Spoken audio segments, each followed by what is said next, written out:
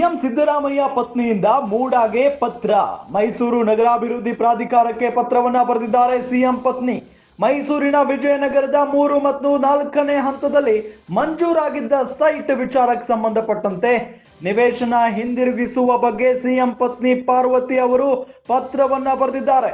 ಮೈಸೂರಿನ ಕೆಸರೆ ಗ್ರಾಮದ survey number 464ರಲ್ಲಿ 3 ಎಕರೆ ಜಮೀನಿತ್ತು.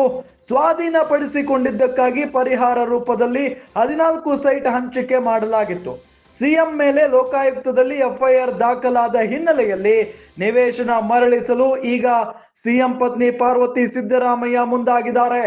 CM Siddaramaiah ಅವರ ಪತ್ನಿ ಮೂಡಾಗೆ ಪತ್ರವನ್ನ ಬರೆದಿದ್ದಾರೆ. ಈ ಸಂದರ್ಭದಲ್ಲಿ ಈ ಮೂಡ ಹಗರಣ ಎಷ್ಟು ದೊಡ್ಡ ಮಟ್ಟದಲ್ಲಿ ಚರ್ಚೆ ಆಗ್ತಾ ಇದೆ ನಿಮಗೆಲ್ಲ ಗೊತ್ತಿರುವಂತಹ ವಿಚಾರ.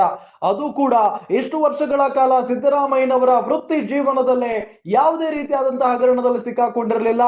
ಒಂದು ಕಪ್ಪು ಚುಕ್ಕೆಯೂ ಕೂಡ ಇರಲಿಲ್ಲ ಅವರ ವೃತ್ತಿ ಬದುಕಿನಲ್ಲಿ. ಆದ್ರೆ ಈಗ ಮೂಡ ಹಗರಣ ಅನ್ನೋದು ಅವರಿಗೆ ಕಪ್ಪು ಚುಕ್ಕೆ ಆಗಿಬಿಟ್ಟಿದೆ.